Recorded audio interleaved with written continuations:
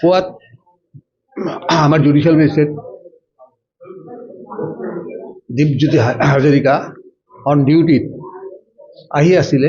আহি থাকোঁতে বেলতলিত এটা গাড়ীৰ লগত এটা হৈছে, ধাক্কা লাগিছিল। তেওঁ তাত নামিছিল। নামি কি হৈছে বুলি চোৱাৰ কাৰণে যোৱাতেই এটাক কৰাৰ কাৰণে কেইজনমান খেদি আহিছিল। তেতিয়া উপায় নাপাই গাড়ী লৈ কোৰ্টলৈ আহে। কোৰ্টত অহাৰ পিছত সেই দুষ্কৃতিকাৰী কেইজন খেদি খেদি আহি কোৰ্ট কেম্পাছত সোমাই তেওঁক ফিজিকেলি এছল্ট কৰিছে। এছল্ট কৰাৰ পিছত ওচৰতে থকা যিবিলাক মানুহ আছিল তেওঁলোকে দুজনক ধৰিছে আৰু কেইজনমান তেওঁলোকে পলাই গৈছে। তেওঁলোকে ইয়াত লাঠি ইত্যাদি লৈ আহিছিল। তেওঁক এছল্ট কৰাৰ কাৰণে এটা লাঠি দি মাৰিছিল, কিন্তু